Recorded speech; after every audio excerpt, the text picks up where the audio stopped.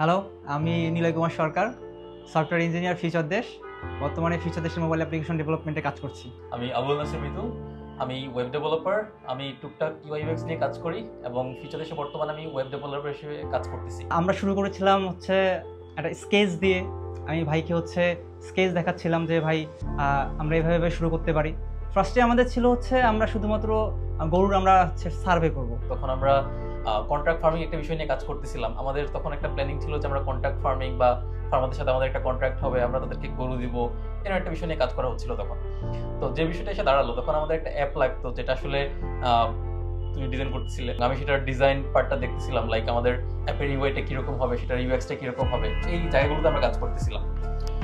দেন একটা পর্যায়ে এসে যেটা প্রয়োজন হলো সেটা হচ্ছে আমাদের যে ওয়েবসাইটটা ছিল ফিউচার দেশের, সেটা একটা নতুন ভার্সনের প্রয়োজন আসলো। তখন আমাদের মনে হলো যে একটা নতুন ভার্সন দরকার। তো ভাই আমাদেরকে বললো যে okay, so let's have a new one, let's have a new version of this website. Future জার্নিটা আসলে ছোট না, হ্যাঁ, ফিউচার জার্নিটা এখন অনেক বড়।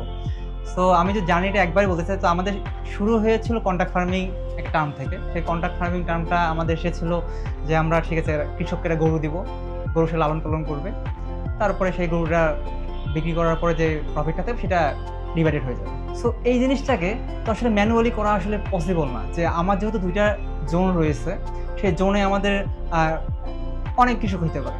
এখন আমাদের প্রায় 500 উপরে কৃষক রয়েছে।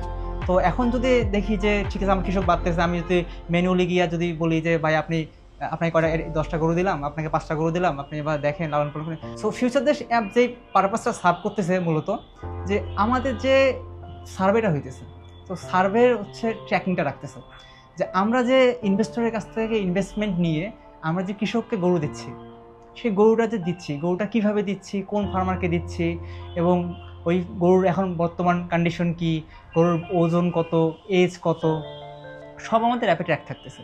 যেহেতু আমাদের অ্যাপে ট্র্যাক থাকতেছে, তো আমরা জানতে পারতেছি, আমরা এক ক্লিকে জানতে পারতেছি ওকে এই গরুটা এই অমুক ফার্মারকে দেওয়া হয়েছে এবং ওই ফার্মারের যে ইনভেস্টর, সেই ইনভেস্টর হচ্ছে অমুকজন। তো এখানে ইনভেস্টর জানতে পারতেছে যে ইনভেস্টরের প্যানেল থেকে, অবশ্যই আমাদের এখানে প্যানেল ওয়াইজ ভাগ করা আছে সব কিছু, ইনভেস্টরের প্যানেল থেকে বা ইনভেস্টরের ড্যাশবোর্ড থেকে ইনভেস্টর জানতে পারতেছে যে ওনার ইনভেস্টমেন্ট থেকে কোন কোন আমরা ফার্মারকে আমরা গরু দিয়েছি, চিকেন দিয়েছি। সো সব কিছু আমাদের ট্রান্সপারেন্ট থাকতেছে।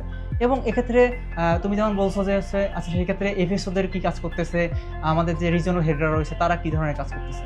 তো আমি যদি এফএসওর কাজটাতে আসি, এফএসওরা মূলত আমাদের ফার্মার রেজিস্টার করতেছে, আমাদের ক্যাটেল অ্যাড করতেছে, এবং এফএসও কী করতেছে, এফএসও হচ্ছে ওই সেম কাজগুলো করতেছে। আমাদের রিজনাল হেড কী করবে, আমার রিজনাল হেডের আন্ডারে যে এফএসওরা রয়েছে তারা সার্ভে করে।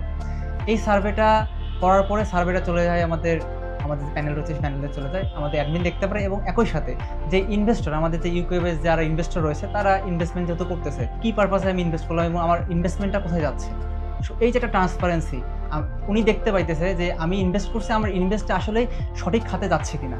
তো সেই জায়গা থেকে আমাদের অ্যাপটা হেল্প করতেছে এবং রিয়েল টাইম ডাটা দিচ্ছে। তো এই ক্ষেত্রে আমাদের এফএসও বলি বা আদার্স যারা বলি, এই জায়গাতে ফিল্ড লেভেলে যারা কাজ করতেছে তারা রেগুলার বেসিসে সেটা মনিটর করতেছে কিনা, এই জিনিসটা ম্যানেজমেন্টের এনশিওর করা অনেক বেশি ইম্পর্টেন্ট। আজকের কি কাজ করলো, সেই কাজটার আউটপুট কি এবং সে সেখান থেকে কতটুকু অ্যাচিভ করলো।